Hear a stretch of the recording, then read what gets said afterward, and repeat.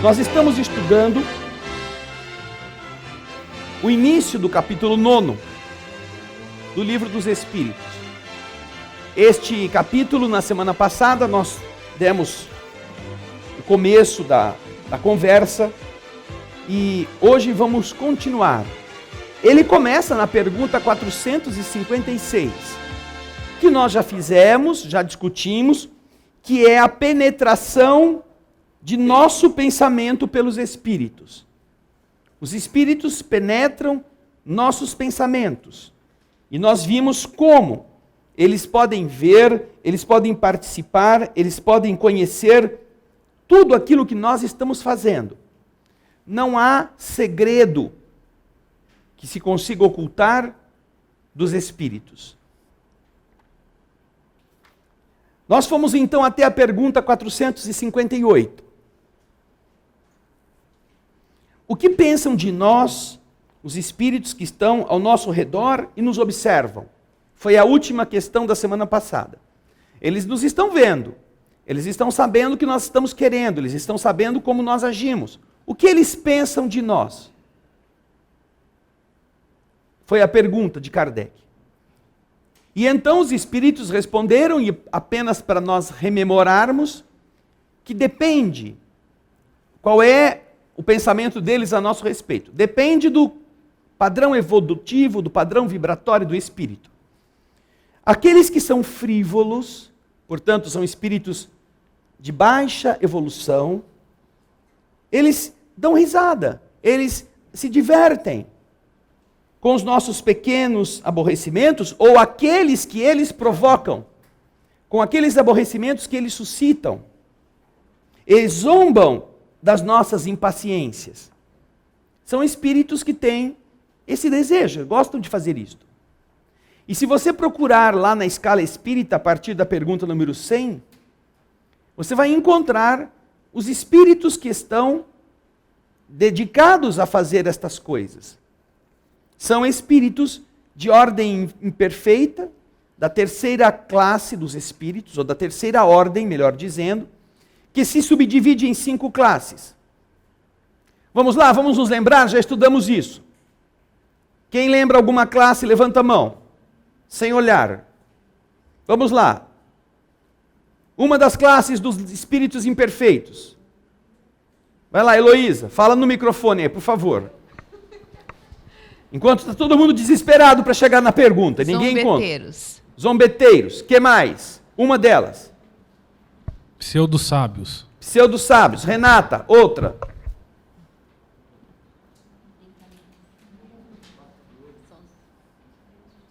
Vamos lá, eu vou chamar então. Norilei, ali ó. Não adianta correr agora para ler que eu estou chamando. Zombeteiros. Já foi falado. Batedores. Já é o do zombeteiro. Neutros e é o batedores, perturbadores, os espíritos zombeteiros. Pseudo-sábios, o próprio Ricardo falou. Qual é o outro que você falou aí? Neutros. Neutros. Ah, espírito neutro. Não é nem positivo nem negativo, né? Porque os caras no espiritismo tem aquele negócio de corrente, né? Tem corrente aqui, corrente lá, tem a corrente positiva, tem a corrente negativa e tem a corrente neutra. Senão não funciona a transmissão de energia, né? Não é nada disso. Né? Eles chamam de corrente aqueles espíritos que fazem parte de grupos, que trabalham em determinadas tarefas espirituais. Mas nós temos os espíritos neutros. Mas além deles nós temos, que mais? Levianos. São os espíritos magrinhos, aqueles espíritos que fizeram um longo regime no umbral e perderam peso. É isso? São espíritos que... Levianos, vamos lá. Maria Lúcia, diz para nós, o que é o espírito leviano, você lembra? Espera um pouquinho, deixa eu chegar ao microfone. É ignorante, não está aí com nada. É leviano. Para ele, tanto faz. Esses aí são os maldosos, terríveis, os que querem acabar com as pessoas? Não. E todo mundo esqueceu dos piores, né? Que bom. Não é? Quais são os piores? Os espíritos impuros. Estes 5 grupos, que são 5 classes, compõem, vamos chamar assim, o rol destes espíritos que ficam felizes com as coisas erradas que nos acontecem. Dão risada, querem nos empurrar ladeira abaixo, querem fazer a gente estar em uma situação cada vez pior. Agora, se estes têm essa atitude, o que é muito natural, porque estão nesta classe, existem os outros, que aqui os espíritos chamam de espíritos sérios. Quem são os espíritos sérios? Cícera, quem são os espíritos sérios? Ricardo, está aqui a Cícera. Vai lá, Cícera. Segunda ordem? Não sei, você está me respondendo ou você está me perguntando? Eu estou te perguntando. Quem são? São os espíritos da segunda ordem. São os espíritos da segunda ordem. São bons, Quais né? são eles? Ai, são muitos. Quantos? Quantas ordens? Quantas classes tem na segunda ordem? Acho que são, não sei. Não sabe? Não. Quantas classes são na segunda ordem, Élide? 4 classes. Fala uma delas. Espíritos sábios. Terezinha, qual é a outra? Benevolentes. Benevolentes. E vamos ver aí na frente. Leal, qual é a outra? Prudentes. Não, prudentes não. Com este nome não. Não? Não. Nas 4 classes da segunda ordem. Quem mais se lembra de alguma delas? Superiores. E que mais? Tem mais um.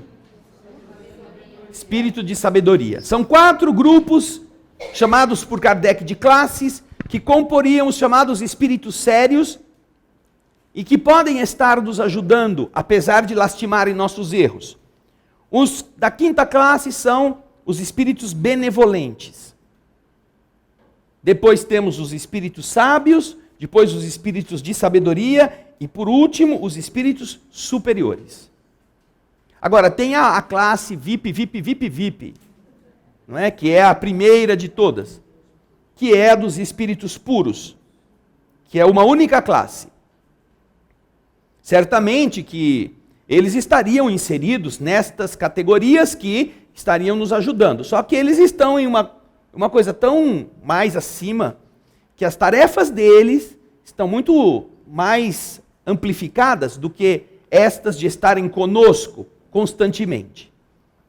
Então, os espíritos respondem que as entidades frívolas dão risada dos pequenos aborrecimentos que nos provocam e zombam das nossas impaciências. Os espíritos sérios lastimam nossos defeitos e, apesar disto, procuram fazer o quê? Procuram nos ajudar. Então, nunca pensemos que os espíritos amigos que nós temos, por mais errados ou mais coisas feias que já tenhamos feito, estarão fora desse dever de nos amparar. Eles podem não concordar com nossas atitudes, podem entender que o que nós escolhemos não foi o melhor, mas isto não importa em dizer que eles se afastam, a não ser quando o encarnado assim necessite. E há condições específicas para isto. Então esta foi a questão 458 que terminamos na semana passada. Agora vamos começar um outro subtítulo que fala sobre a influência oculta dos espíritos sobre os nossos pensamentos e nossas ações. A Ana Paula está me fazendo aqui um lembrete que eu tenho aqui que corrigir em função de se tratar de uma tradução diferente, não é?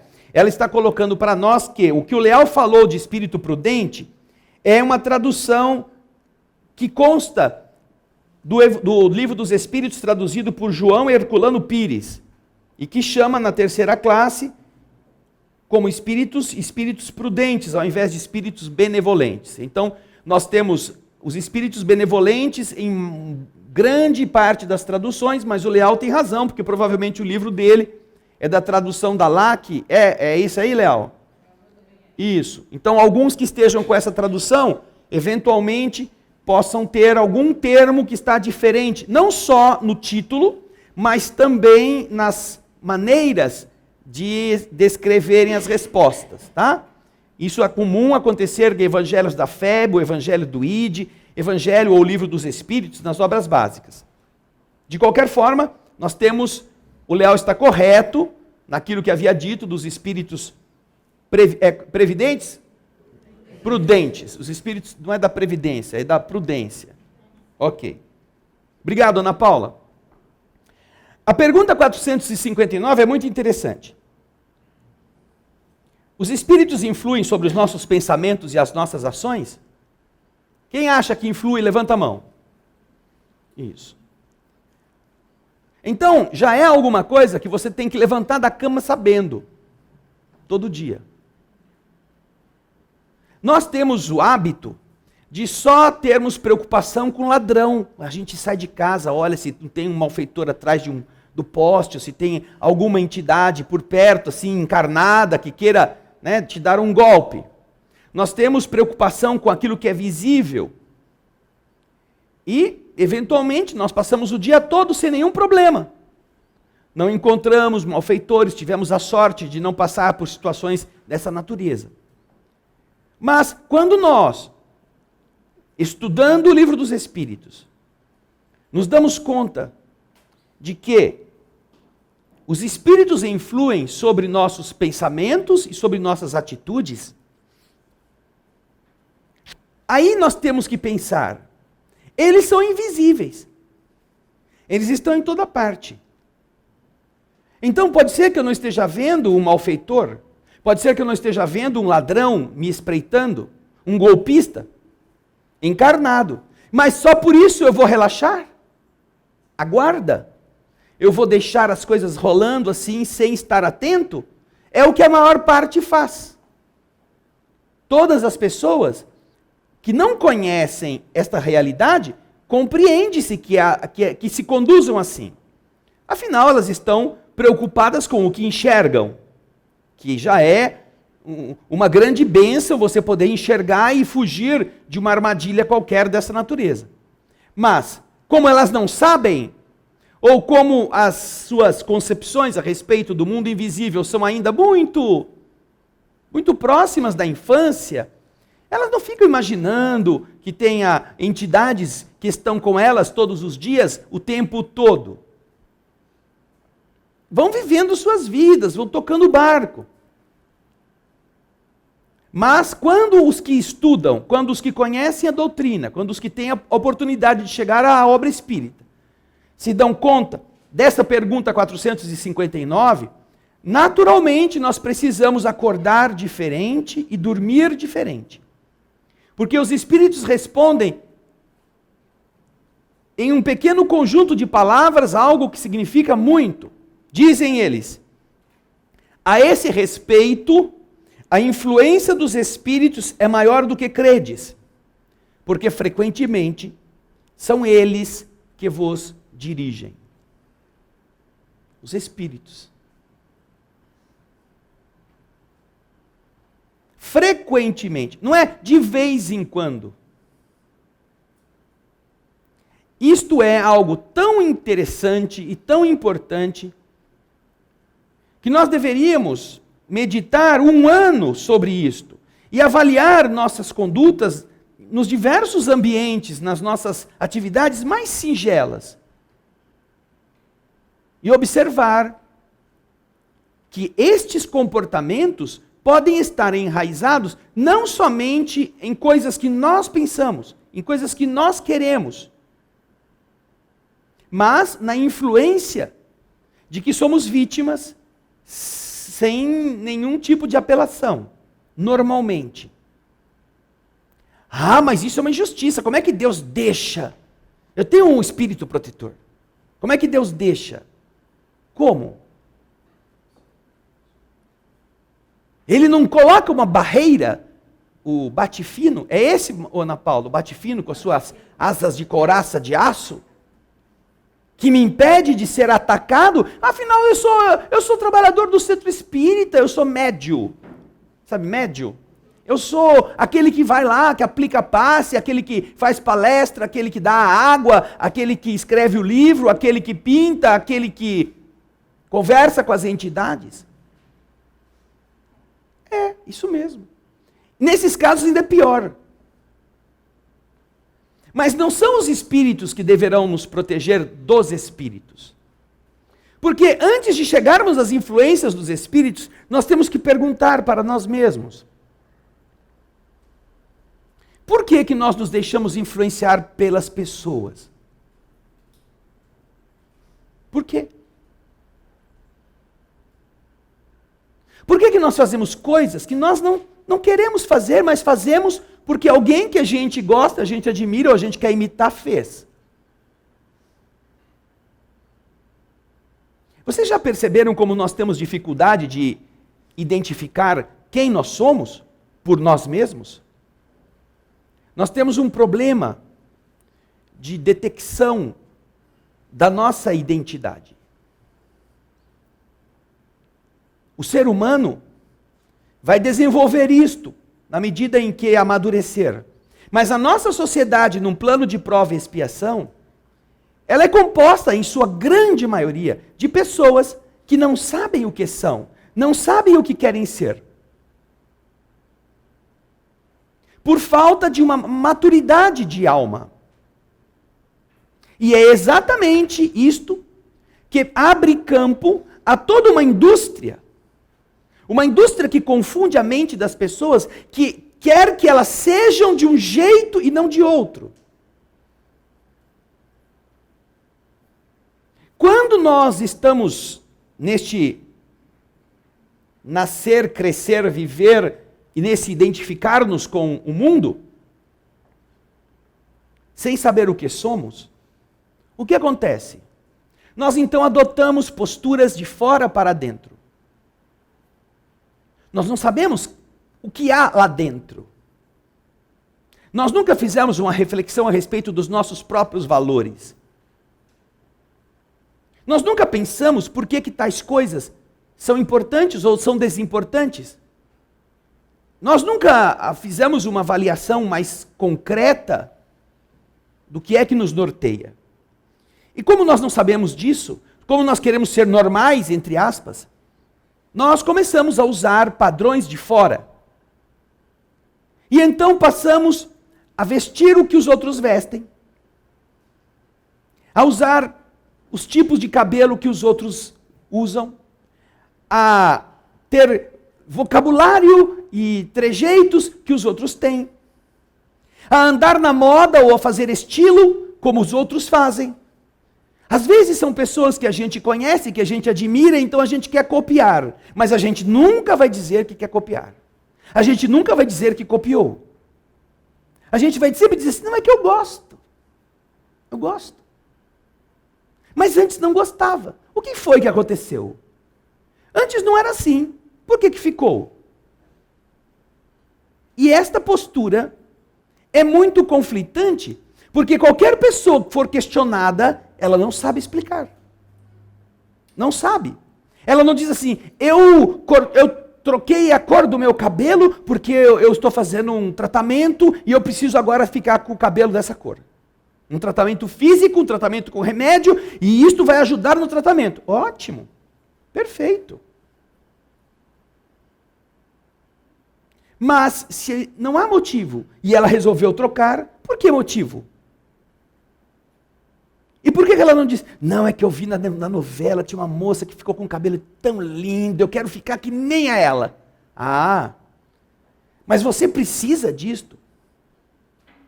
Você necessita desse comportamento externo para que você, ao parecer com alguém, você se goste. Porque você pode macaquear quem você quiser. Se você não continuar sem se conhecer, você vai continuar vítima de tudo que está à sua volta. E não são dos espíritos, não. Nós seremos vítimas dos encarnados mesmo. Que de uma forma mais sutil até do que certas entidades, convencem você a querer coisas que não são úteis para você, que não são boas para você, que destroem a sua harmonia, que destroem a sua economia, que destroem o seu caráter. E você copia. Nós copiamos. Então a pergunta não é por que Deus não me protege dos espíritos. A pergunta é por que eu não abro meus olhos e avalio quem é que eu estou copiando e por que eu estou copiando. Por quê? Quem você será a mais, ou o que aquilo que você está fazendo agora vai adicionar ao que você é como pessoa. Nós não gostamos de fazer esse tipo de abordagem, porque isso dá trabalho, e isso nos leva a descobrir uma coisa, descobrir que a gente não sabe quem a gente é, nem a gente sabe por que está fazendo aquilo. A gente faz no impulso, a gente faz no modismo, a gente faz sem motivo, por copiar, porque achou legal, porque é a moda que todo mundo está fazendo, eu vou fazer, que é a explicação mais barata que a gente consegue dessas pessoas. Ah, todo mundo faz, qual que é o problema? Sim, mas você é igual a todo mundo? Se você assumir que você é igual à mediocridade, então já é um primeiro passo. Você está se assumindo como uma pessoa medíocre, igual a todo mundo. Esse é o sentido da palavra medíocre. É a média. Então não espere o paraíso, não espere a elevação, não espere fazer grandes coisas, não espere o respeito de todos os que te admirem. Não, você não está preocupado com isso. Você quer ser igual a todo mundo. E se isso é algo que acontece automaticamente em nós, não é de se estranhar que os espíritos nos governem. Não é. Não é.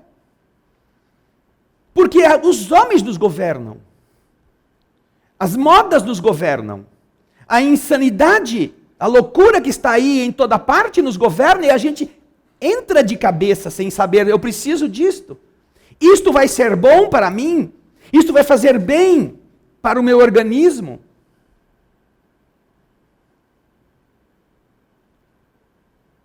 Isso não quer dizer que você não possa adotar certos hábitos. Não quer dizer que você não possa ter determinadas preferências. Você pode. Mas se você tem uma preferência a cada época de moda, você não sabe quem você é. Você é uma pessoa que gosta de roupa clara. Tá bom. Você vai então, o seu padrão, o seu eu gosta de roupa clara. Então você tem roupas claras. Não é porque você é mãe de santa, nem pai de santo. É porque você se dá bem com roupas que não sejam assim muito pesadas. Você se sente melhor. Ótimo. Então adote. Não importa que cor você vai usar, use roupa clara. Agora, se a moda virar no mês seguinte para roupas escuras, roupas assim mais cinza, chumbo, marrom, e você adotar essa prática, não é você que gosta da roupa clara. Você gosta da roupa que dizem que você tem que usar. Porque quem gosta da roupa clara, vai usar a roupa clara mesmo que todo mundo esteja de preto. Porque, gente, vocês podem gostar do preto. Eu não gosto, eu gosto da roupa clara. Há um exemplo lindo, muito bonito, de um cardeal, um arcebispo, de Olinda e Recife. Brasileiro. Que a própria igreja nunca deu assim muito realce a ele. Exatamente por isso. E há uma fotografia em que todos os cardeais, que são o colégio eleitoral, foram convocados pelo Papa a irem a Roma num concílio. Concílio é aquele conjunto de representantes máximos da hierarquia eclesiástica para decidirem sobre temas fundamentais da teologia, da administração religiosa dos nossos irmãos católicos. E o que acontece? A fotografia está lá no salão em que todos estão trajados como cardeais. E Dom Helder Câmara está vestido de padre. Padre. Aquela batina preta que ele usava nas comunidades miseráveis que visitava no Brasil, na sua terra. Então parecia um pardalzinho no meio dos pavões. E essa foto ficou muito... Eu não sei se a Ana Paula vai tê-la aqui. Não, é colorida, Ana Paula. É uma foto que ficou emblemática do conteúdo, do que cada um é. Sem precisar ser influenciado, seja pela estrutura em que está, seja pelo modismo, pelos deveres, inclusive. Os deveres que as pessoas, às vezes, impõem. Compareceu Dom Helder Câmara, vestido de padre, o que ele era. Apesar de ser o cardeal.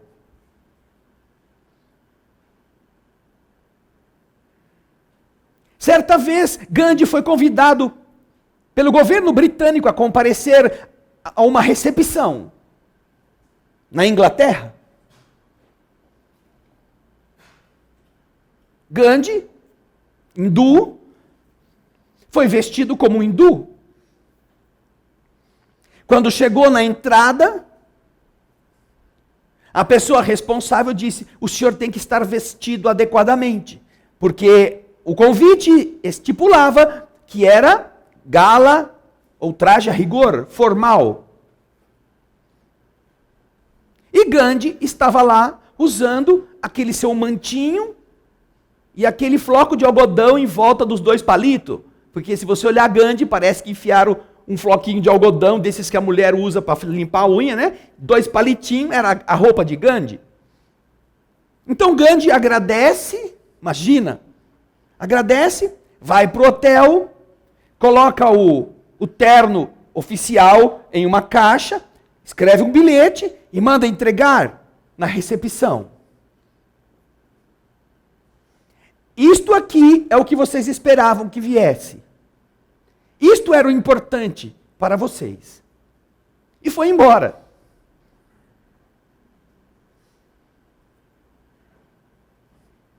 E por quê?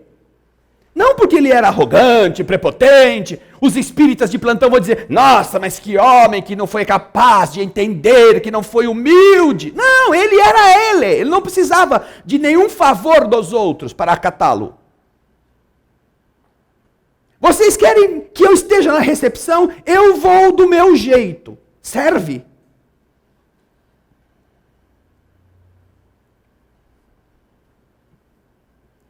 E esta lição ficou na história como sendo o que significa você saber quem você é. O que você representa.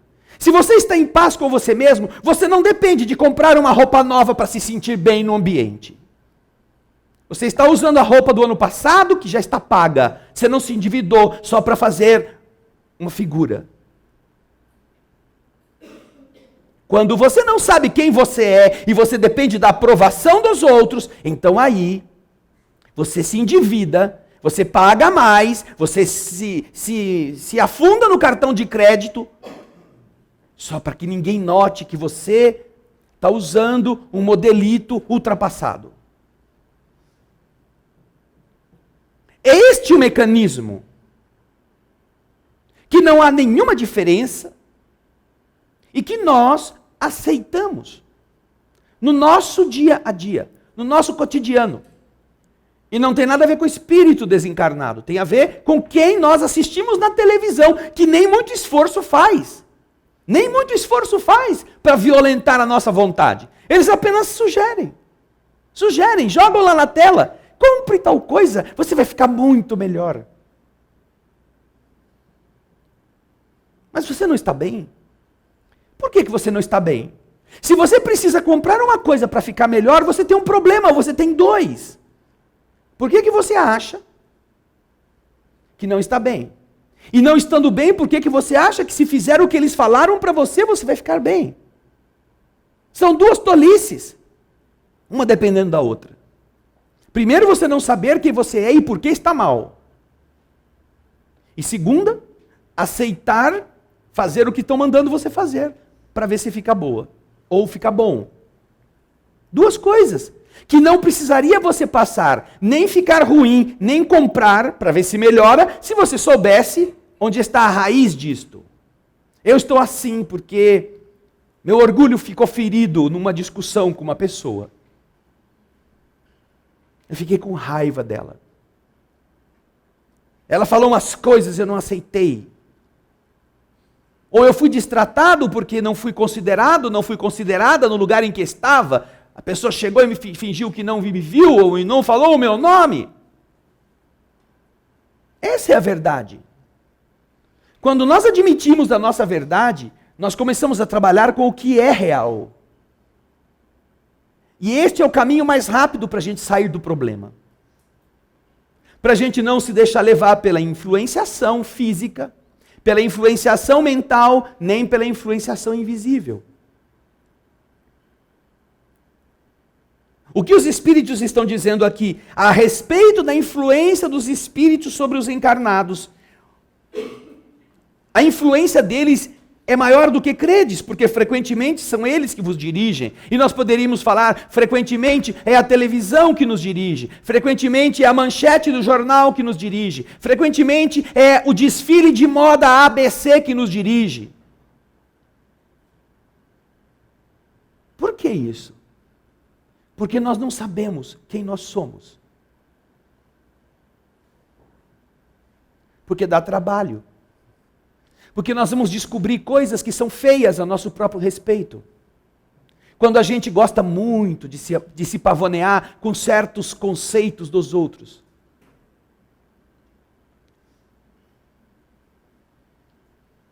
Que os outros fazem sobre nós. Nós queremos que todo mundo ache que a gente é bonzinho. Que todo mundo ache que a gente é uma pessoa assim, incólume de qualquer equívocos. E quando alguém fala mal de nós, nós nos ofendemos. Mas por quê? Você não é bonzinho? Bonzinho não se ofende. Deixa o povo falar mal. Ainda concorda. Ai, que bom, ele me conhece. Isso mesmo. Pelo menos um a menos de se iludir comigo. Não, fulano falou mal de mim, fulano disse que eu não presto, fulano contou um monte de mentira a meu respeito. E daí? É mentira? Como diz Emmanuel para o Chico? É mentira? Melhor. Pior se fosse verdade. Deixa que ele acredite nisto. Importa que você sabe quem você é. Não gaste seu tempo revidando, tomando iniciativas para pôr as pessoas nos seus lugares, diz Emmanuel para o Chico. Trabalhe, faça o bem. Deixe que falem. Esse é o recurso da mediocridade, em tentar diminuir a importância que o fato de alguém estar sendo útil produz no mundo. Ele não é capaz de fazer a mesma coisa, então ele tenta diminuir o que os outros estão fazendo. Mas quando nós acabamos nos envolvendo nesses chamamentos, não é que nós não vemos os espíritos e por isso caímos nas armadilhas deles. Nós não vemos nem os vivos jogando a casca de banana para a gente cair. Quantas vezes as mulheres abrem o guarda-roupa e dizem, eu não tenho roupa. Eu não tenho roupa, estou sem roupa. E fica lá. Não entra nem pensamento nos cabide. Está lá um cabide grudado no outro, estão quase reencarnando um em cima do outro, porque já está lotado. E não tenho roupa. E a pessoa leva 20 minutos, 30 minutos, 40 minutos, 1 hora para encontrar uma roupa. E aí ela vai na festa nada, ela vai no shopping. Tem uma pilha, uma montanha de roupa em cima da cama que não combinou, que ela não gostou, que ela já usou, que ela está cansada de ver sempre. E ela não tem roupa. Veja, fala, eu não tenho roupa. Quem disse isso para você? Porque se você tivesse olho de ver, ia ver que está cheio de roupa. O que mais falta é espaço para pôr a roupa que você já tem. Não, eu preciso de outro guarda-roupa. Não, pega esse, joga tudo isso fora, já que você não tem mesmo. E aí você vai pondo outras. Ou usa as que você já tem e fique feliz. Porque você vai estar vestida. Problema seria se você fosse sem roupa. Ia ser uma tragédia no shopping. Na maior parte dos casos. Eles iam arrumar uma roupa lá. Nem que fosse aqueles negócio de cobrir bujão de gás, sabe? Enfiava na sua... para você ficar vestida, porque ó, ninguém merece você pelado ou pelada lá no shopping. Mas você está cheio de roupa. E por que está dizendo que não tem? Você está dizendo assim, ai, para o meu gosto, para o padrão do mundo, eu não tenho roupa. Ah, então você vive pelo padrão dos outros. E como é que você vai dizer para você mesmo que isso é mentira? Se você gosta disso. É por esse motivo que, por faltar em nós determinação de saber quem nós somos, é que os espíritos pintam, deitam e rolam conosco. Como fazem os encarnados. Por acaso alguém aqui já comprou uma coisa que não precisava comprar? Levanta a mão. Se não for honesto, os espíritos sabem, eles estão vendo tudo. Levanta bem a mão aí para que todo mundo veja. Você nunca comprou nada que não precisava, Mara? Então por que não levantou a mão? Rodolfo, nunca comprou nada que não precisava? Nunca? Nunca? Puxa, um santo, vai para o paraíso. Antônio, nunca comprou nada que não precisava? Não. Nunca? Não. Nem quando a sua esposa estava viva? Por ela, pra ela. mas Comprou ou pra não mim comprou? Pra mim não. Ah, não, Pra tudo mim, bem. não. A pobre da Shirley que vai pagar o pato agora. Tá bom. E nós compramos sem precisar, sabendo que não precisávamos. E por que fizemos isso? Por alguma ilusão que criaram para nós. Por alguma expectativa. Ninguém está falando que você comprou droga. Vocês que levantaram a mão honestamente. Ninguém está falando que vocês compraram coisa roubada.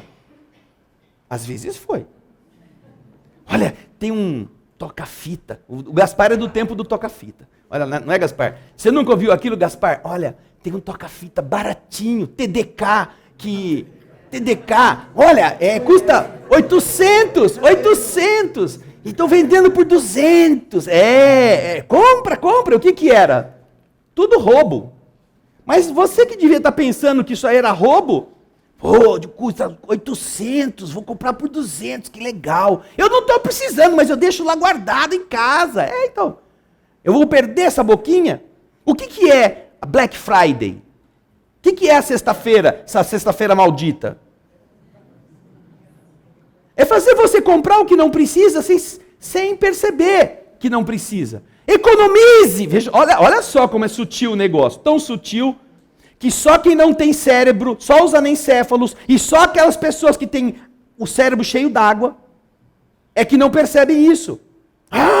Sexta-feira, tudo por 50% do dobro. Mas eles dizem que é 50%. Aproveite, você vai perder esta economia. Economia faz quem não compra. Agora, você sem precisar comprar, mesmo que tenha 50% de desconto, você está gastando sem precisar. Coisa que você não está fazendo é economizar. Ou está? Comprei mais um sapato. Mas você precisava? Não precisava, mas estava tão baratinho. Economizei. Economizou? Você economizou que nem o cara que catou o carnê de IPTU no chão, correu porque viu que estava indo no vencimento e pagou com o desconto da prefeitura. Eu paguei o carnê com o desconto da prefeitura. Mas o carnê era seu? Claro que não. Não, pagou o carnê de outro, mas para não perder o desconto, ele pagou no prazo do desconto. É a mesma coisa. Maior economia faríamos se não comprássemos. Mas aí eu vou perder a chance de ter. E daí? Você perde tantas chances todos os dias. Que não envolvem dinheiro, que não envolvem... Você podia ter pedido desculpa, perdeu a chance. Você podia ter sido mais solidário, perdeu a chance. Você podia ter se levantado para deixar uma pessoa idosa se sentar no ônibus, perdeu a chance. E isso tudo a gente perde a chance. Mas por quê? Vai ter economia no bolso. Não, vai ter gasto. Vejam só, o problema não é do mundo espiritual fazer isso. O problema somos nós que deixamos que qualquer um faça. Quando os espíritos estão preocupados, os amigos, em abrir nossa mente para nós percebermos essas armadilhas e não nos deixarmos levar por elas. Essas realidades, portanto, elas serão sempre assim, até que a gente diga não. Aí você vai dizer não? Vou dizer não. Qual é o problema?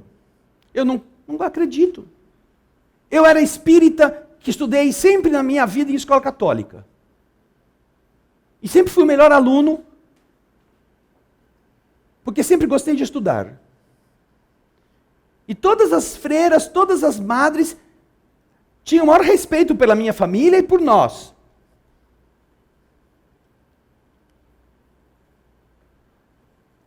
Todo mundo ia na missa, quando tinham que ir. Todo mundo se levantava ou se sentava, eu ficava no meu lugar. Todo mundo fazia o sinal da cruz, eu não fazia. Qual é o problema? Eu não preciso disso. Não era uma afronta à escola. A escola sabia, nós não estávamos lá fingindo ser católicos. A primeira coisa que minha mãe dizia para a diretora era: nós somos espíritas. Nós assistimos aula de religião. Não temos problema com isso. Nós fazemos as provas necessárias para isso. Mas o nosso modo de crer não precisa das mesmas coisas que a escola tem. A escola poderá nos recusar, sabendo que nós somos espíritas. Mas se ela nos admitir, ela sabe que nós não somos como eles querem que todos sejam. E com todo o respeito que nós sempre tivemos pela escola e toda a gratidão que sempre nós vamos levar no coração por cada freira, nunca fizeram diferença conosco e nós nunca precisamos fingir que éramos o que nós não éramos.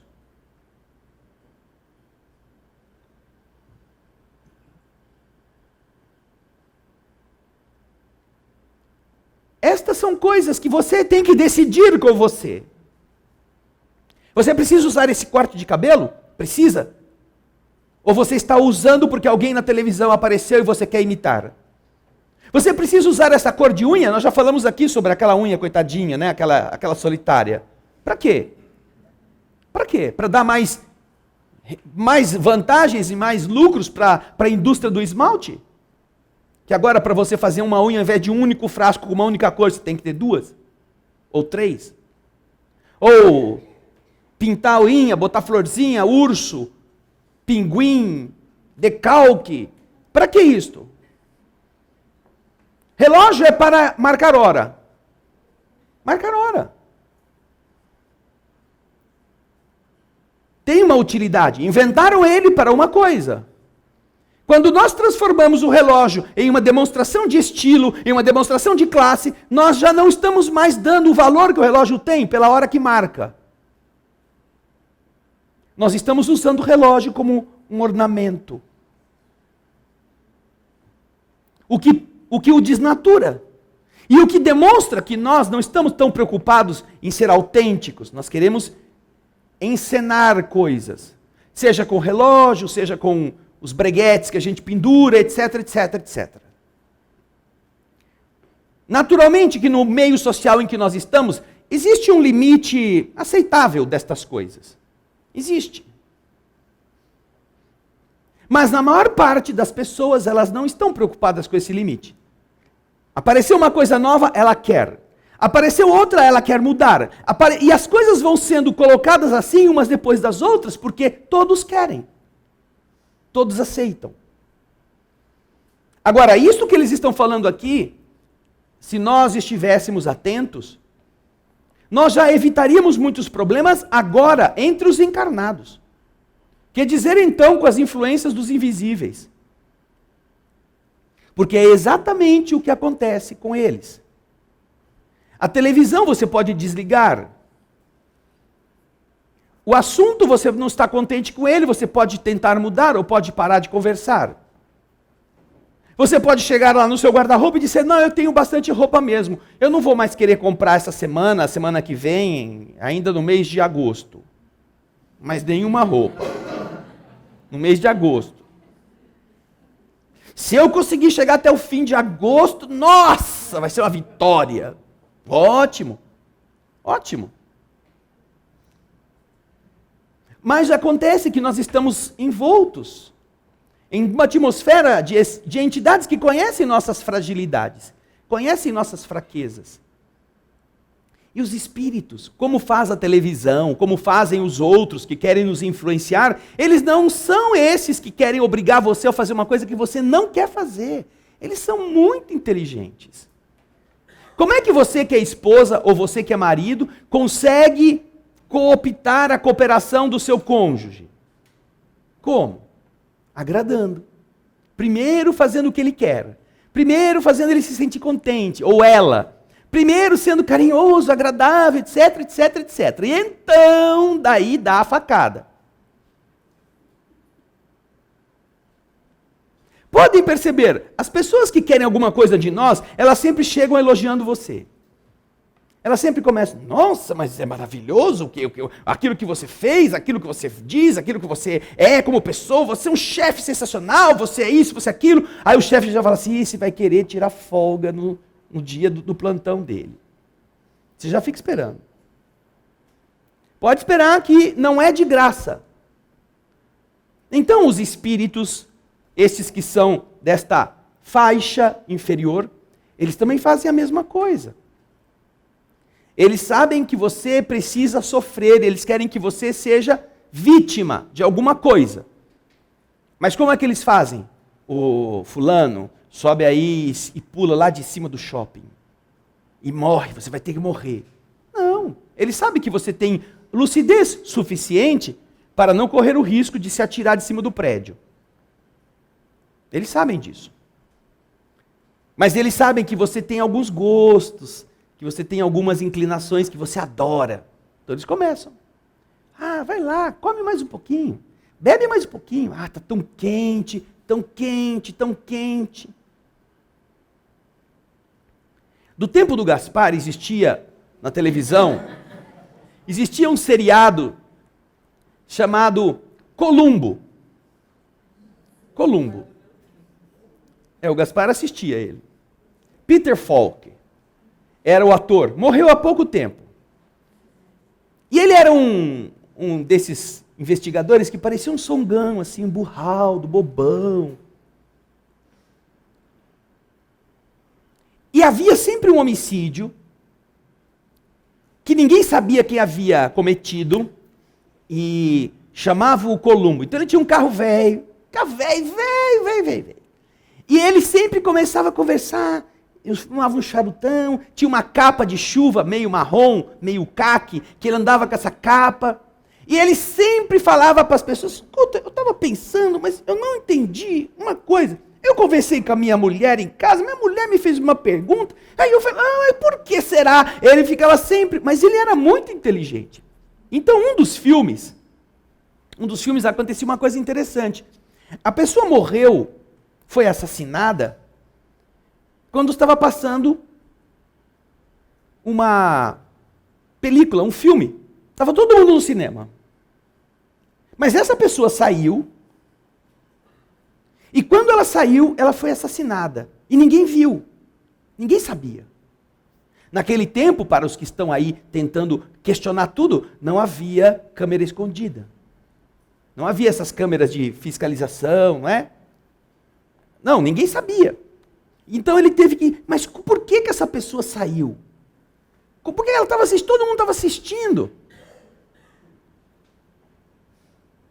Aí ele começou a pensar, e ele então foi e pediu um filme que estava sendo exibido para ele assistir. Ele assistiu o filme, não tinha nada demais.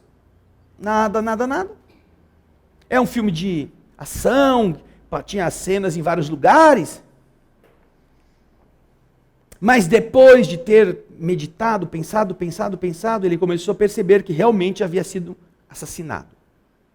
Havia sido, não foi uma morte, não foi um suicídio, não, foi um assassinato. E então, depois de andar todos esse tempo do filme, aí chegava no desvendar da coisa. O que aconteceu? Uma pessoa queria matar aquela vítima. Então ele montou toda a situação de apresentar um filme, uma pré-estreia, e no começo ele ofereceu para todos um coquetel para as pessoas que estavam lá. Mas ele fez com que este interessado, que ele queria matar, como se fosse uma cortesia especial para ele, lhe fosse servido caviar. Especificamente, caviar. Poxa, caviar. Nossa, coisa só para alguns, caviar. Tá bom. Aí depois deu o sinal, todo mundo entrou, e então começou o filme. Todo mundo assistindo, ficou muito legal. Só que havia uma cena que havia sido inserida no filme em um determinado momento. E ela fora repetida por algumas vezes. Vocês sabem que para fazer 1 segundo de um filme é preciso ter 24 quadros. Para você assistir uma cena, ela precisa ser multiplicada por 12 ou por 24. Então essa pessoa preparou o filme, tirou uma cena dessas 24, uma só, e colocou uma garrafa gelada, uma garrafa de água, que acabou de sair da geladeira e toda respingada. Quando você passa 24 quadros em 1 segundo para dar aquela imagem, é tão rápido, que você não nota. Mas a sua mente nota. A sua mente lê o quadro. Você não viu. Ninguém sabe que tem uma garrafa molhada sendo apresentada no meio do filme. Mas a pessoa que está lá e por algum motivo possa estar sendo trabalhada para a morte, por algum motivo ela tem que ser provocada. E o que foi que fez a provocação? O caviar. Porque o caviar é uma ova de peixes extremamente saborosa e muito salgada. Então a pessoa interessada fez passar em determinada parte do filme, onde o filme transcorria num deserto, ele inseriu numa das cenas aquela garrafa. A pessoa tinha comido caviar, sentou para assistir o filme, passou um tempo do filme, 20 minutos, 30 minutos, chegou na parte do deserto. Calor, falta d'água. E de repente, plim, ele já estava com sede por causa do sal. E aí, o subconsciente viu a imagem da garrafa toda molhada, aquela coisa gelada, é isso que eu preciso tomar água. Então ele, diferente dos outros que não estavam com sede, que não tinham comido nada salgado, ele se levanta e vai lá fora, onde ninguém está, a não ser quem queria matá-lo. Que tinha o álibi perfeito, que era o álibi de estar cuidando da passagem do filme. O filme não foi interrompido, o filme não foi cortado, não aconteceu nada, ele estava cuidando de exibir o filme. Só que o Columbo descobriu a imagem chamada subliminar, que você não enxerga, mas sua mente detecta. Então o que acontece nessas ocorrências é que as entidades que querem nos influenciar, sabendo dos nossos padrões, do que nós gostamos, do que nos é interessante, elas produzem formas pensamento subliminares. Elas sugerem na pessoa o que a pessoa gosta. Você está cansado, você está com dor, você não vai hoje não, que você está muito cansado. É dia de trabalho na casa espírita, onde você participa. É dia de uma atividade que você vai ter que ir, então... Não, mas hoje você teve um dia daqueles. Você está cansado. E então o que você faz? É mesmo, né? Acho que hoje eu não vou. Hoje, justo hoje. Eu tive tanto problema. Você está repetindo a garrafa de água molhada. E aí o que acontece? Eu acho que eu vou tomar um banho e vou dormir. Aí você, 7h15, 7h20, 7h30, o sono piora, 7h40, 15 para as 8, você já decidiu que não vai vir e não vai fazer mais nada. Agora você vai tomar o banho e vai dormir. 8 horas, você não tem mais sono. Você até toma o banho, aí você vai comer alguma coisa, assistir o jornal, assistir a novela. E vai acontecer que às 11h30 da noite ainda está com os olhos estatelados lá, sem vontade de dormir nenhuma. Por quê?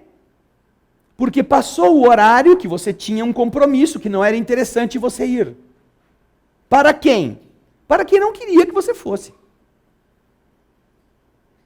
Este procedimento subliminar, eles utilizam com maestria, jogando aquilo que a gente quer ouvir nos nossos ouvidos. Aquilo que a gente quer imaginar na nossa mente. É o problema do ciumento, da ciumenta. Ele sabe que a pessoa é ciumenta.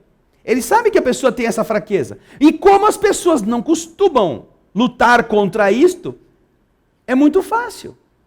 Eles sugerirem e a pessoa ir criando sobre aquelas sugestões e fazendo um cavalo de batalha e de repente tudo já está bem explicado. Eu tenho todas as provas dentro da sua mente, doentia. É por este motivo que os espíritos normalmente nos dirigem. Porque a gente não costuma falar para ele, não, não é isto, não, não é verdade. Nós embarcamos, porque a gente gosta. É esta a função dos espíritos amigos. Nos alertar a respeito de como é a influência dos espíritos sobre cada um de nós.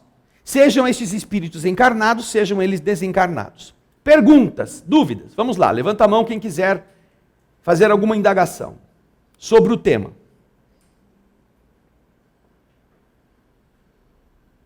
Ninguém? Nós viremos para a pergunta seguinte. Vamos lá. 460. Pergunta Kardec aos espíritos. Nós temos pensamentos que são nossos mesmo e outros que nos são sugeridos, porque é bom, Kardec estava pensando, né? Se ele está pensando, existe pensamento que é meu e tem pensamento dos espíritos? Existem estas duas coisas? Ou eu só penso que os espíritos querem que eu pense? Kardec quer saber. Então ele pergunta, nós temos pensamentos que nos são próprios e outros que nos são sugeridos? O que vocês acham? Sim ou não? Nós temos pensamentos que são nossos? Alguém acha que não tem pensamentos seus próprios? Que a sua cabeça é só para pôr chapéu? E que nós somos bonequinhos teleguiados pelas entidades? Ou todos nós temos capacidade de pensar por nós mesmos? Temos ou não temos? Temos. Então, os espíritos vão responder a esse respeito. Vossa alma é um espírito que pensa.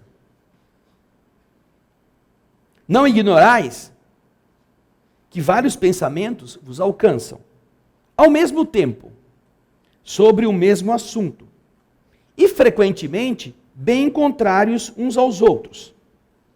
Então, existe sempre de vós e de nós.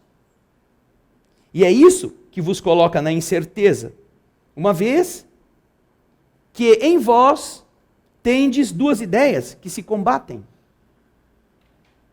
Coloca na incerteza.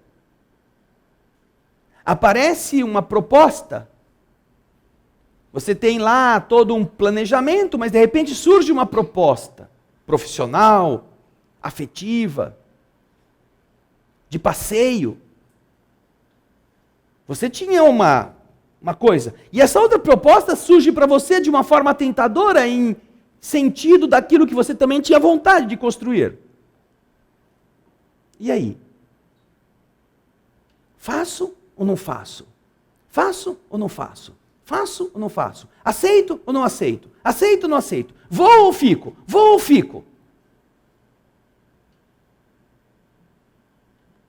Essas são dificuldades naturais de todos nós que estamos justamente aprendendo nessa dicotomia ou nestes conflitos a melhor avaliar as coisas.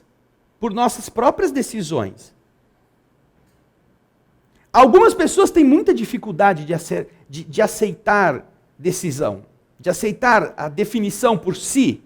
Então elas ficam pedindo conselho para os outros, elas ficam pedindo conselho para pai de santo, mãe de santo, para vidente. Vai pedir lá para a vidente ver o futuro, para saber se ela deve fazer ou não deve. Porque assim pelo menos ela tem alguém para pôr a culpa, se der errado. Se a coisa não funcionar, alguém viu e falou para eu fazer, eu fiz por causa da pessoa. Então essas são fugas da pessoa dizer, não, eu vou analisar isto, eu vou pensar melhor, eu vou ver se é correto. E eu vou decidir. Você, para fazer isto, precisa saber quais são os valores que você defende. Se você não tem valores nítidos, você fica perdido. E então, o que você faz? Você se agarra numa opinião de alguém que você acha que é mais sábio, acha que é mais experiente, ou acha que tem contatos com o mundo invisível nas diversas possibilidades que ele ofereça. Ao invés de você analisar a coisa e dizer, não, eu tenho esses valores, eu vou escolher este caminho, mesmo que eu me dane.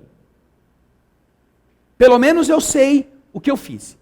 Eu sei escolher, eu sei que alguma coisa me motivou e eu vou escolher aqui. Vou correr o risco.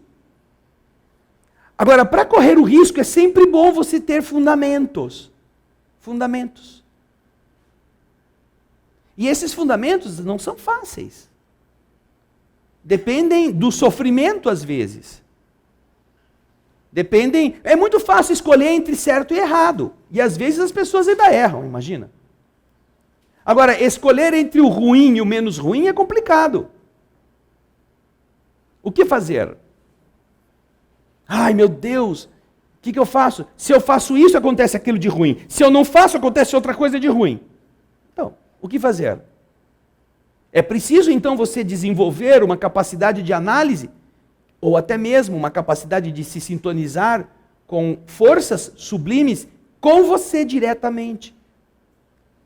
Para que a sua imaginação sobre o futuro ou sobre os projetos que você faça realmente estejam direcionados pela melhor intuição que você sinta ou pela melhor ideia que você tenha.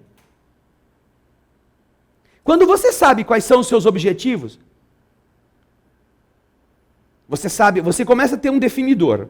Você sabe que você é uma pessoa vaidosa, uma pessoa ambiciosa, uma pessoa arrojada. Entre uma opção que é mais neutra, mais assim contida, e uma opção que é mais assim, né, tentadora e com mais rapidez você chega. Se você conhece a sua tendência, você saberá se defender contra a vontade de ir logo para o lado do risco. Do risco.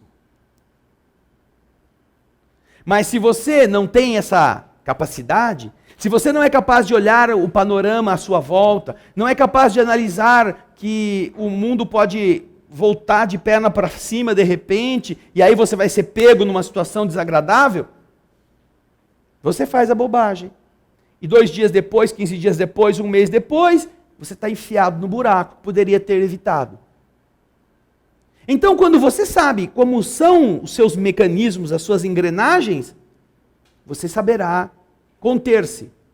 Se você sabe que você é uma pessoa, homem ou mulher, que se deixa seduzir pela beleza física, já notaram algumas pessoas encontram a alma gêmea? Sempre numa beldade? Você nunca fala assim, gente, larguei da minha mulher porque encontrei minha alma gêmea. Eu fui visitar num asilo e estava lá a velhinha na cama, babando, tadinha, mas é a minha alma gêmea. Deixei a minha esposa de 20 anos de casado porque agora eu vou casar com essa velhinha. Ninguém encontra alma gêmea no asilo, babando, com Alzheimer, na cadeira de roda. Não. O povo encontra alma gêmea e aí vem com essa tese, não, é minha alma gêmea. Na balada, na mini saiazinha, na pernona, naquilo que está pulando para fora da roupa. Ai, é minha alma gêmea. Eu vou trocar a minha pelancuda por uma recalchutada da boa. Minha alma geme, a gente tem que aproveitar esses momentos. Porque a gente perde uma vez, não encontra de novo. Que o diga o Chico Anísio, que foi casado 8 vezes. Ou o Vinícius de Moraes, que teve 9 esposas. Então, se você imagina como você é, você poderá não cair em armadilhas. E não é só a questão do sexo, não. A carência está fazendo muitas pessoas sonhar com coisas que não são verdade. Está na cara que não vai dar certo. Está na cara. O que está faltando para você entender isto? Faltando você se conhecer. Faltando você olhar quem você é. Porque quando você não olha, ou você acha que sabe, você sempre dá aquela, mas, eu pode ser que eu estou, mas eu tenho um sentimento dentro de mim que, eu vou fazer, eu vou correr o risco. Depois eu mudo ela, depois eu mudo ele. Só se for de poltrona. E mesmo assim vai custar.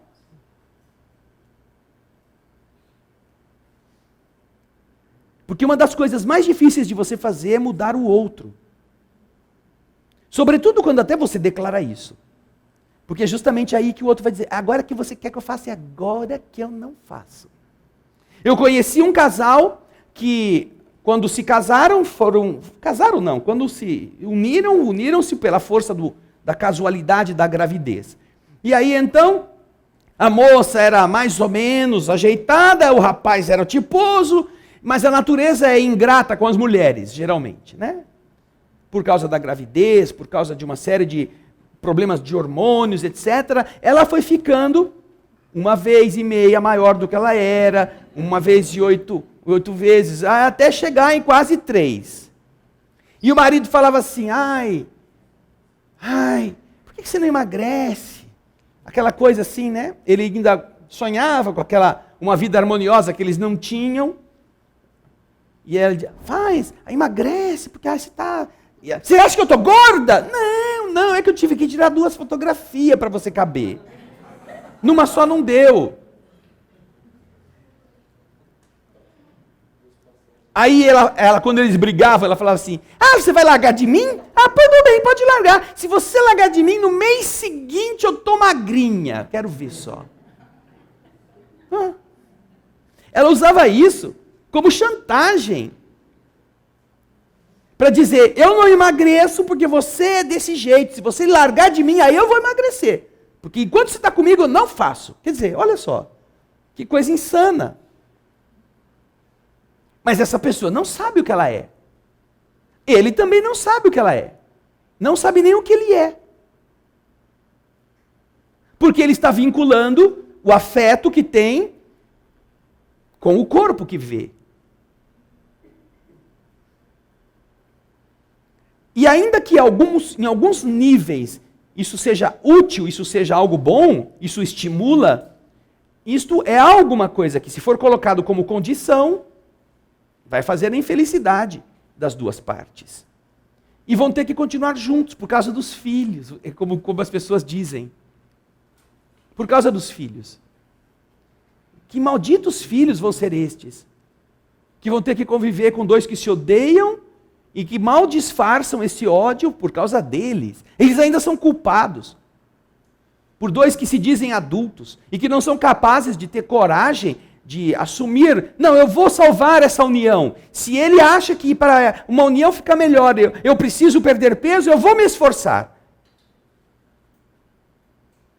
Nem que eu não fique parecida com esses pau de vira-tripa que andam por aí nos desfiles de moda. Mas eu vou perder peso, ele vai perceber que eu o amo o suficiente para me esforçar nisso. E uma vez que ele está vendo isso, ele também terá condescendência em ter paciência e perceber que a companheira, por amor a ele, o está ajudando, o está agradando. O que torna as coisas mais fáceis. Não que resolva o problema, mas pelo menos param de polarizar o problema. Ou seja, nós temos que lembrar que nós temos nossos pensamentos e que existem pensamentos que não são nossos. Mas para você saber o que é e o que não é, você vai ter que aprender a amadurecer. E ao invés de saber, não, esse pensamento foi meu, esse pensamento não foi meu, você analisar o que é adequado, com base nos valores que você constrói, naquilo que você descobre que é bom viver, que é adequado, por causas boas, por causas nobres. É o que os espíritos respondem aqui. Vossa alma é um espírito que pensa. Você não ignora que vários pensamentos chegam até você, ao mesmo tempo, sobre o mesmo assunto, e frequentemente bem contrários uns aos outros. Então, existe sempre algo de você e algo de nós. E é isso que vos coloca na incerteza. Uma vez que em você existem duas ideias que se combatem. E isso todos nós viveremos o suficiente para enfrentar várias vezes na vida. Várias vezes. Peço demissão ou aguento o desaforo? Me submeto às exigências ou corro o risco de ir para a rua? São escolhas que nós temos que fazer.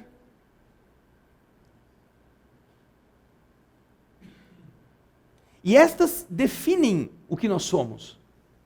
Para nós mesmos, não para os outros. Você aprende que você tem valores que valem. Não que você seja uma pessoa inflexível sempre. Mas que existem valores que você pode contemporizar, mas existem valores que você não cede. E não existe aquela conversa, não, mas é que é para o bem-estar da família você então vai ceder estas coisas. Não. Você pode, para o bem-estar de todos, ceder até certo ponto naquilo que possa ser considerado secundário. Mas esta desculpa de mulheres ou maridos que admitem que o seu cônjuge esteja envolvido em falcatruas só porque está trazendo dinheiro para casa, e dizer, não, eu não pergunto porque não quero saber. Não, isso não significa que você está cooperando com a harmonia da família. Isso significa que você está muito interessado ou muito interessada em desfrutar das facilidades, mesmo que sejam ilícitas. Tanto que você não quer muitas vezes nem saber de onde vem. Agora, se você é honesto, se você é honesta, e se você chega em casa e começa a descobrir dinheiro que vem, que cai do céu, porque você sabe que dinheiro não nasce em árvore, e você não fala nada, você não quer saber de onde veio, você não se incomoda que aquela pessoa com quem você vai dormir esteja muitas vezes metida em coisas que são ilícitas, então você é igual, se não for pior. Porque se você não quer isto, e você exigir que esta pessoa te conte de verdade o que ela está fazendo para conseguir aquele valor, provando para você, você pode perfeitamente dizer, enquanto você não me provar de onde vem isto, nós não vamos conversar. E eu vou procurar alguém que possa dizer quais são os meus direitos, porque eu não quero ser surpreendida ou surpreendido depois, quando todo mundo descobrir e eu não estava sabendo. Ai, mas você está me apertando. Não, eu não estou te apertando. Nós estamos convivendo em uma sociedade que se supõe que os dois estão sendo honestos um com o outro. Mas se você não me provar de onde vem isto, nós vamos romper essa sociedade. Mas e os nossos filhos? Não importa. Eu prefiro criá-lo sozinho ou criá-lo sozinha a criar neles ilusões mentirosas vindas de uma falsa noção de riqueza. Porque vai ser muito mais problemático ter que corrigir depois os outros além de você. Se uma mulher ou um marido forem firmes, conseguem muitas vezes esclarecer e tirar o outro do problema. Ou então ela não entra no problema, ele não entra no problema. deixa o outro afundar-se sozinho. Ah, mas isso é falta de caridade. Não, não é falta de caridade. Uma vez estava um formigueiro, vocês conhecem essa história do Chico. Um formigueiro, umas formigadas, tudo dizimando a plantação da horta que ele tinha feito. Estava lá. As formiguinhas lá, tudo com fome, né? Cortando todas as verdurinhas, tudo que estava lá nascendo. Aí descobriram: Chico, estou acabando com a sua horta, com a nossa horta. E a gente vai comprar formicida. Aí o Chico foi lá ver, estava realmente tudo assim meio comido já. Aí o Chico falou assim: vocês compram formicida, mas me dá 3 dias. Aí Chico fez um discurso. Escreveu lá. E foi no dia à tarde de uns formigueiros e falou para elas: minhas irmãzinhas formigas, eu sei que vocês têm necessidade de comer. Eu sei que vocês não estão fazendo isso por maldade. Mas vocês estão vendo que do outro lado da cerca existe um pasto muito grande, cheio de matinhos que vocês podem usar, cortar para levar para o seu formigueiro. Porque eu estou aqui para avisar vocês que em 3 dias vai acontecer uma tragédia no formigueiro, se vocês não se mudarem. Ele estava anunciando: olha, daqui a 3 dias vai acontecer uma tragédia com vocês, se vocês ficarem aí. Olha quanta comida tem do outro lado. Por que vocês vão acabar comendo com essas plantinhas aqui, se vocês podem se saciar com as outras? Daí, no 3º dia, foram ver, não tinha mais nenhuma formiga. Aliás, tinha uma, que ficou lá. O resto do formigueiro tinha se mandado. Aí perguntaram para o Chico: e aí, Chico, você deixou pôr formicida? Eu deixei. Mas e a pobrezinha que ficou lá no formigueiro? Não, essa daí era revolucionária, essa aí merecia morrer. Foi avisada, foi explicado, foi dito a ela o que ia acontecer. E ainda assim ela quis, ficar lá para conferir. Então, caiu formicida nela e ela desencarnou. Não é que os espíritos não são capazes de evitar todo o sofrimento a qualquer preço. Eles nos avisam, nos ajudam, nos orientam. Mas quando a gente não quer ser o rebelde, quer ser o revolucionário, quer ser o terrorista, vai receber o efeito. É isso que os espíritos querem que nós entendamos. Na pergunta seguinte, 461, Kardec, já que os espíritos disseram que tem esses 2 tipos de fontes de pensamentos em nossa mente, Kardec pergunta: como é que a gente sabe que pensamentos são nossos e o que pensamentos vêm daqueles que nós não vemos?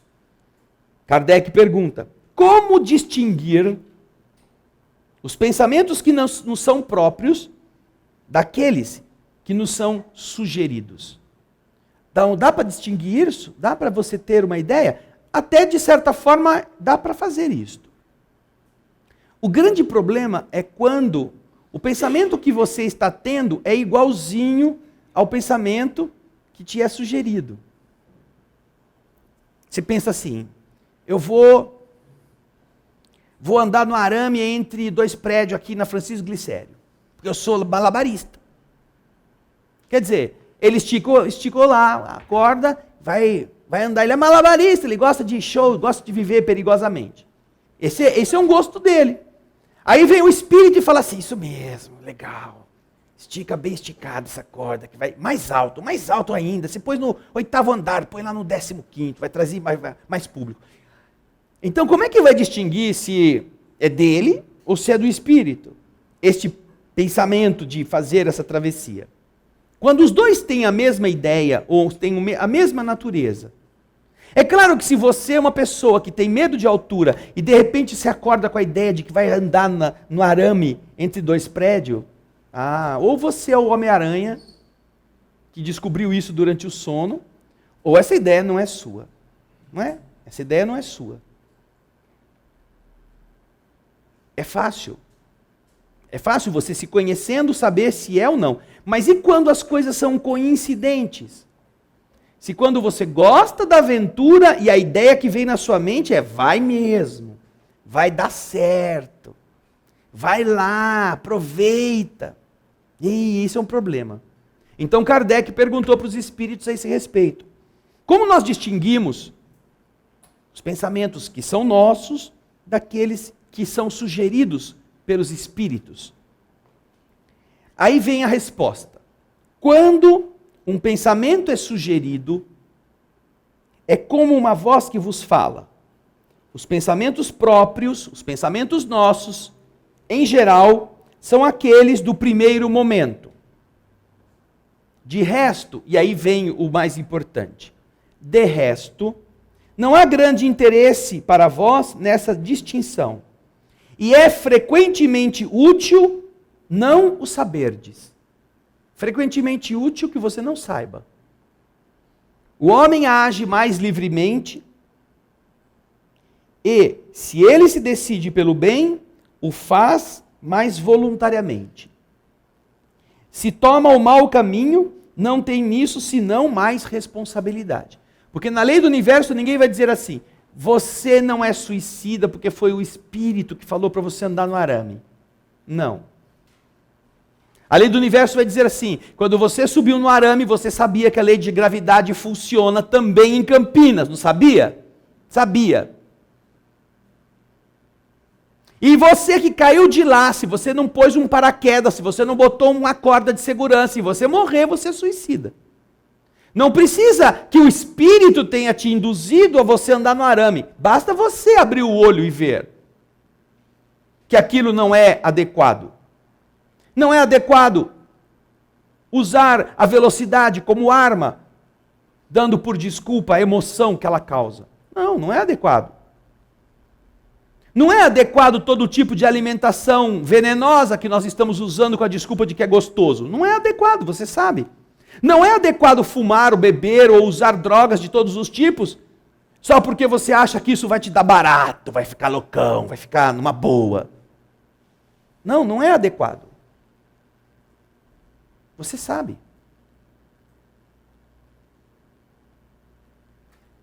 E as pessoas que já compraram droga,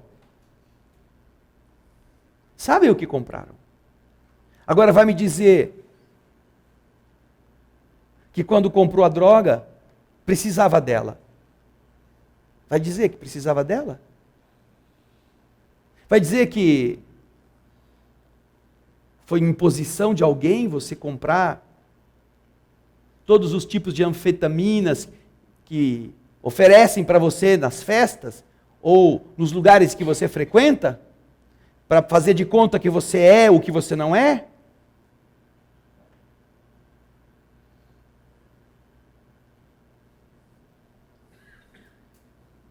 Quando tomou bebida alcoólica para ir para a festa com seus amigos, precisava disto? Ou comprou isso sem precisar?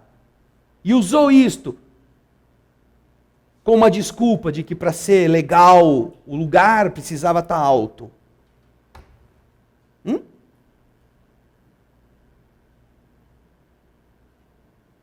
Todas as nossas escolhas estão lastreadas na inteligência que nós tenhamos do que vamos fazer. E é por isso que é bom você não saber de onde vem, se é da sua cabeça ou se é da provocação dos espíritos.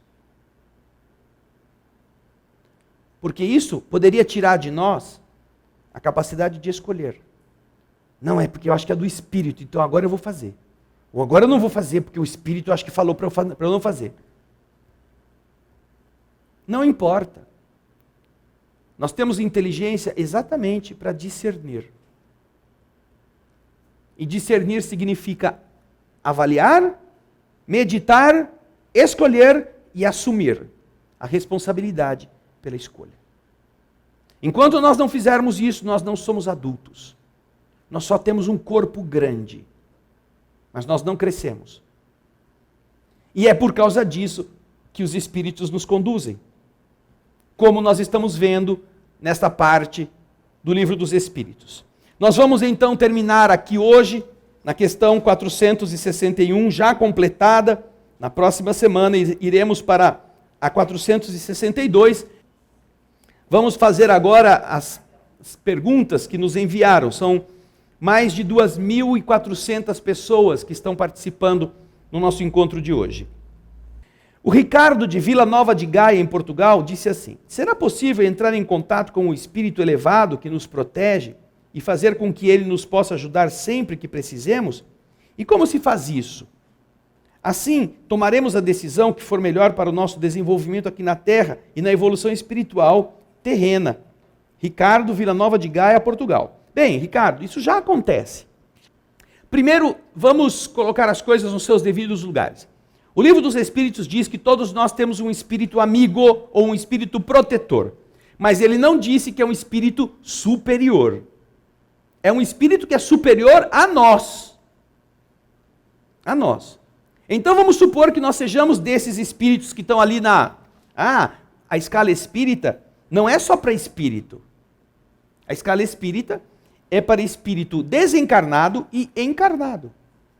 Então, a escala espírita daquelas 5 primeiras classes, que tem lá espíritos impuros, espíritos levianos, espíritos pseudo-sábios, espíritos neutros, espíritos zombeteiros, batedores ou perturbadores, nós encontramos encarnados nessa condição.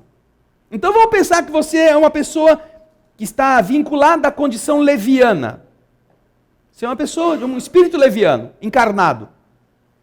Para que você seja assessorado por um espírito protetor, o seu protetor não precisa ser um espírito superior. Aliás, nem vai poder.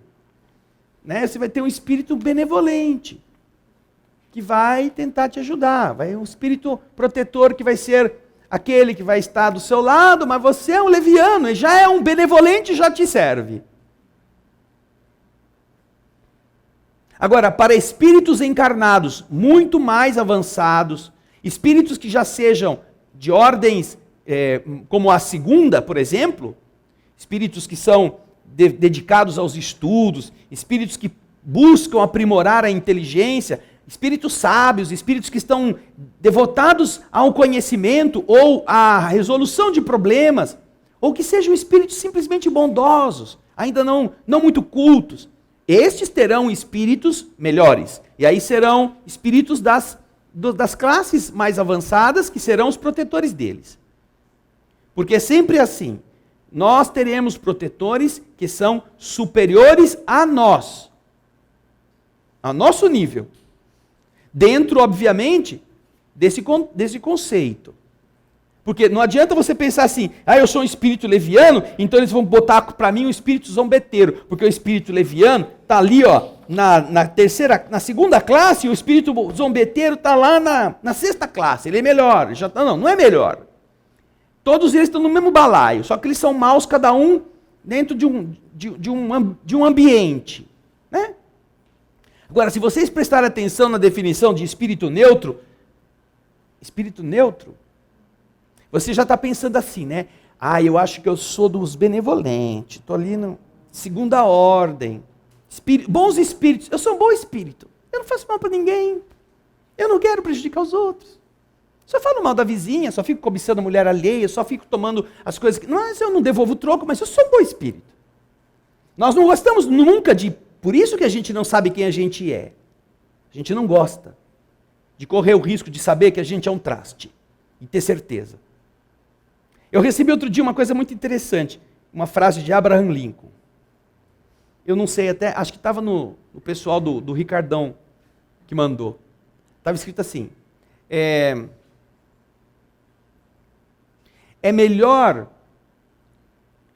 permanecer calado e as pessoas pensem que você é um imbecil, um idiota ou um tolo, do que abrir a boca e acabar com a dúvida. Entendeu? É melhor permanecer calado e deixar que os outros pensem que você é um tontão, um bestão, um idiotão, um ignorantão, do que você abrir a boca e aí acabar com a dúvida, que não é certeza mesmo. Então, o que acontece? Os espíritos neutros, quando nós lemos a definição, nós vamos perceber que eles dizem, os espíritos superiores dizem, que a maioria da humanidade está aqui, nesta condição, de terceira ordem de espíritos, espíritos imperfeitos. Vamos ler. Quem são os espíritos neutros? Não são nem muito bons para fazerem o bem, nem muito maus para fazerem o mal, inclinando-se tanto para um como para o outro, e não se elevam acima da condição vulgar da humanidade. O que é isso? condição vulgar da humanidade? É a condição em que a maioria das pessoas na humanidade se encontra. Espíritos neutros. O que nós somos. E é isso que faz a gente não saber quem a gente é, nem saber que valor a gente defende. Porque se a coisa está boa, a gente está de acordo. Se a coisa está ruim, a gente está contra. Se você está com gente honesta, você banca honesto. Se você pega uma boquinha, você também dá um jeitinho de ganhar o seu. Se ninguém está vendo, você até pega a coisa escondida e faz de conta que ninguém sabe. Mas se tem muita gente vendo, não, vamos ver de quem que é o dono. É o que ele está falando. Todo mundo é honesto até que encontra um caminhão tombado na estrada. E todo mundo pegando a carga. Pão, carne, óleo. Tá aquele alvoroço. Aí sim você vai ver se é honesto. Então, se você observar, viu, Ricardo? A primeira coisa que nós precisaríamos colocar aqui é esta noção.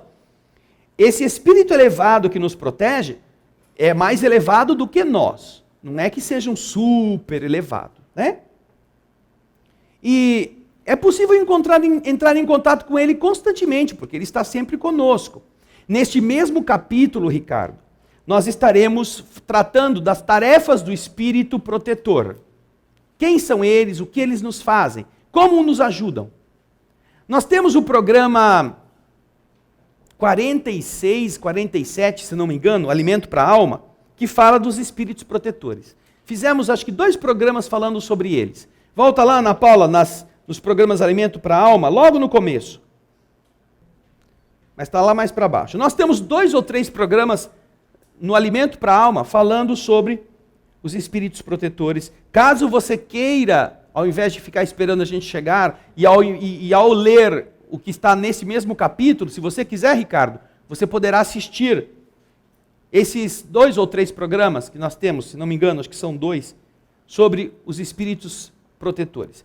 Mas eles estão sempre em contato conosco, qualquer um de nós pode estar com eles, desde que nós cultivemos o hábito de falar com eles.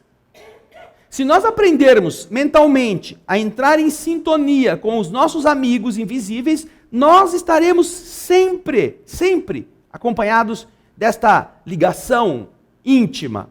Nós sentiremos estas intuições sem nos violentar. Nós teremos uma mente mais lúcida para pedir um conselho e receber uma indicação que nos dê liberdade para agir ou não agir, mas que nos faça meditar a respeito de quais os valores que nós estamos defendendo.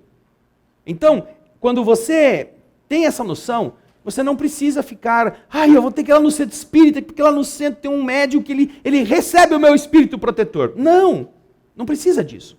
Você já é o médium do seu espírito protetor, se você quiser. Porque o espírito protetor da gente vai sempre querer que a gente faça o bem. Você está com raiva de um amigo seu, de uma amiga sua. Então você vai falar, eu vou falar mal dele, eu vou xingar, eu vou dizer quem esse cara é, quem essa mulher é. Tá bom. Pergunta para o seu espírito protetor, você acha que eu devo fazer isso? Se você não tiver a noção de que você não deve fazer isso por conta sua, você vai ser intuído a se lembrar do que Jesus falou sobre a sua relação com as pessoas. Como você acha que deveria agir com o seu amigo? Deveria expô-lo a uma situação de conflito? Ou deveria ajudar da forma como você poderia, relevando eventuais equivocações? Então o mundo espiritual nos ajudará, fazendo a gente ter noções das obras espíritas em que essas coisas já aconteceram, lembranças de coisas que a gente já assistiu, que já leu, ou mesmo chegar no livro dos Espíritos, fazer uma prece. Quando foi que nós, num momento de agitação, paramos, e antes de soltar os bofes, a gente fez uma prece, se meteu em qualquer lugar, num quartinho qualquer, debaixo da cama, pegou um livro e falou, Senhor, eu não sei o que fazer, eu não sei como eu agir, me ajude, eu quero rezar e quero que você me ajude a ter uma luz. E então você carrega com você um evangelho ou qualquer livro de boa procedência, em termos filosóficos, e você pede, me ajude com isto. E então, você vai receber ali do seu protetor, do seu amigo, de alguém, aquela mensagem que vai te fazer encontrar a paz que você precisa. Eu me lembro de uma vez, eu devia ter uns 13 anos, e estava numa situação um pouco complexa do ponto de vista daquilo que um jovem de 13 anos tem que escolher, tem que decidir, tem que fazer. Que era exatamente o conflito que até hoje alguns adultos ainda não conseguiram resolver. Quando você deve fazer a caridade, quando você deve dizer não para as pessoas? Quando? Quando você deve ajudar, materialmente falando, e quando você não deve fazer isto? Que alguns interpretam como se isso fosse uma coisa negativa, tem que ser caridoso, tem que ajudar sempre. Então, com esse questionamento na mente, eu tinha um livrinho de mensagens do Chico, pequenininho, desses de bolso.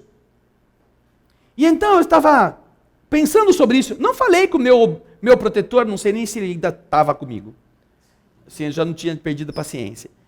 Eu pensei, eu precisava entender esse negócio, porque é complicado esse negócio de você ajuda sempre, ajuda sempre, ajuda sempre. Ou de que maneira ajudar? Então eu estava nesse conflito, aí aquele livro estava comigo. E então eu fiz uma prece. Aí era um livro que tinha mensagens e tinha fotografias, ilustrando as mensagens. E a primeira que eu abri, aparecia um pobre, um miserável, mas daqueles bem maltrapilho, meio sujo, carregando um saco de estopa nas costas, nessa posição assim. Ele estava carregando o saco aqui e a fotografia, ele estava olhando para você. Você estava vendo a fotografia e ele estava assim, descalço, com a roupa suja, toda rasgada, e tinha uma frase escrita embaixo assim: existe sempre um momento em que um conselho precisa ser substituído por um pedaço de pão.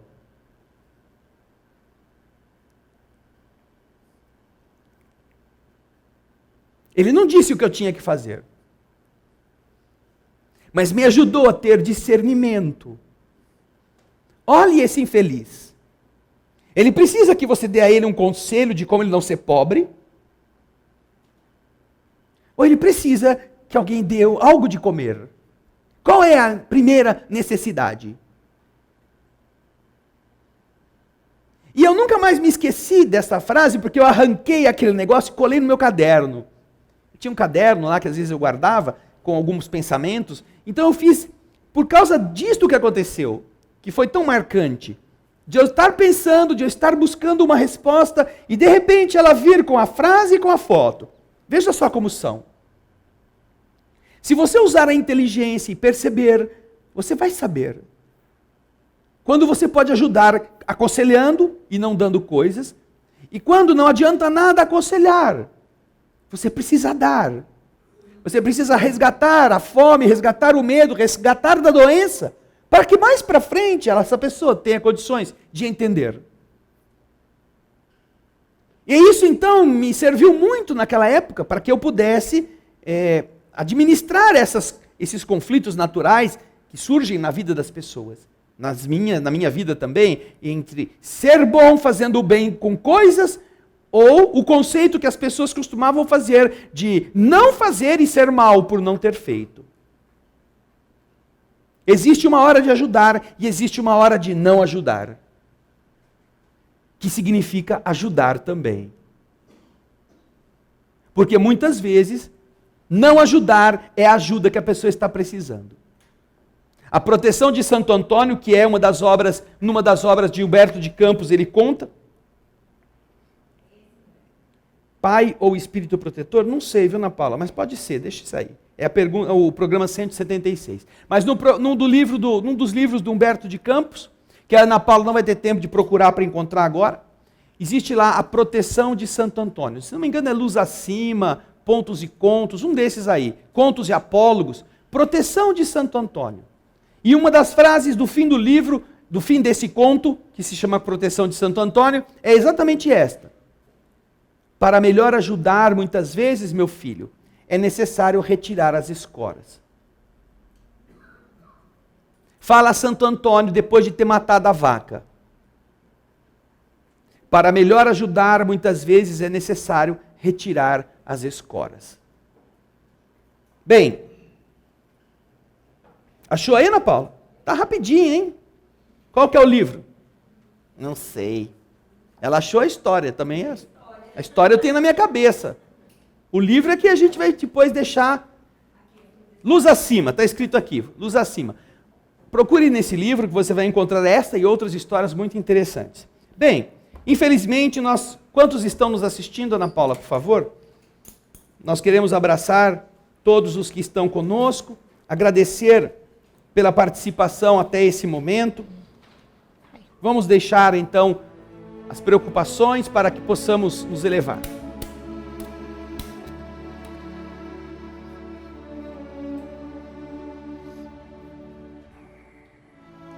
Obrigado, Senhor, por tantas coisas que o mundo espiritual nos oferece, na reflexão que é fundamental para a renovação do que somos. Que todos nós possamos nos lembrar das coisas que deveríamos não esquecer. Que a vontade de melhorar nos ajude a superar as nossas tendências. E assumindo onde estão os nossos problemas, combatê-los com denodo.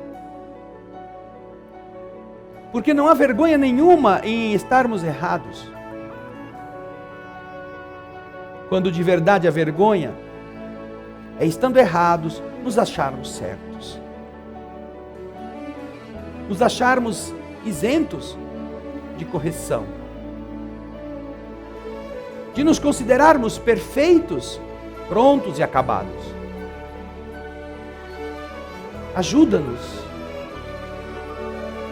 aqui através do estudo, estas coisas que são tão simples, nas respostas que aqui pudemos ler, e que se transformam em coisas tão complexas nos hábitos de cada dia que nós mesmos adotamos sem pensar.